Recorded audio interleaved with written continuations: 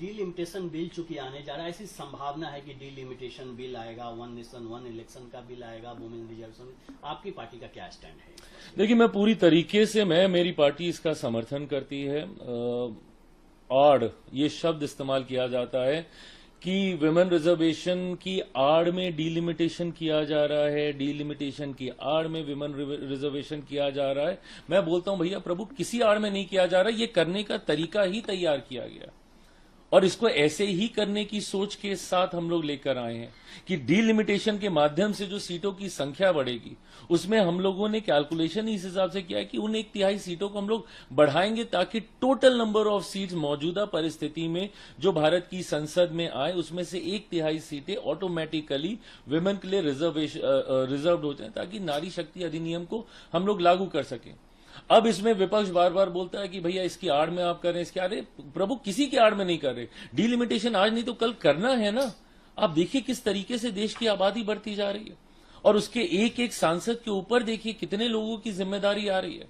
मैं खुद जिस क्षेत्र का प्रतिनिधित्व करता हूं, 2.5 मिलियन प्लस पीपल मेरी कॉन्स्टिट्यूएंसी में है और किस तरीके से इम्बैलेंस है अलग अलग क्षेत्रों में। जहां की आबादी कम है वहां पे आपको कुछ लाख लोग मिलेंगे एक सांसद पे, और जहां पे आबादी ज्यादा है, पूर्वोत्तर के जो राज्य, ये उत्तर के जो राज्य हैं, बंगाल हो गया, बिहार हो गया, उत्तर प्रदेश हो गया, यहां पे आप देखिए कितनी आबादी है, डेंसिटी ऑफ पॉपुलेशन कितना, एक एक सांसद के ऊपर कितनी जिम्मेदारी आती है और जब वो जिम्मेदारियों को निभा नहीं पाता तो वो सवाल भी खड़े होते हैं। ऐसे में इक्वल डिस्ट्रीब्यूशन हो, उसके लिए डीलिमिटेशन करना जरूरी होगा। बट अगेन अगर हम लोग पॉपुलेशन के आधार पर करते फिर सदन के राज्यों को इसमें दिक्कत होती। तो हम लोग तो जो सबको सूट करे, जो सबके हित में हो, हम लोग वो प्रस्ताव लेकर आए कि 50% ऑफ द सीट्स हर राज्य में हम लोग बढ़ा देंगे। मेरे बिहार में 40 सीटें हैं, 40 में से उसकी आधी सीटें हम लोग बढ़ा देंगे, 20 सीटें प्लस कर दी, 40 + 20 60 हो गया, 60 सीटें हम लोगों ने बढ़ा दी, 1/3 विमेन के लिए रिजर्व हो गई। अब ये कितना सिंपल सा फॉर्मूला है, इसको किसी के लिए भी, इसमें सदन सीट्स की भी चिंताएं खत्म, बल्कि उनका जितना रिप्रेजेंटेशन होता है उन राज्यों का, उसमें उनको आधा, 1, 1.5, सवा % बढ़कर ही संसद में रिप्रेजेंटेशन मिल रहा है इस वाले प्रस्ताव से। और नारी शक्ति अधिनियम साथ में लागू हो रहा है।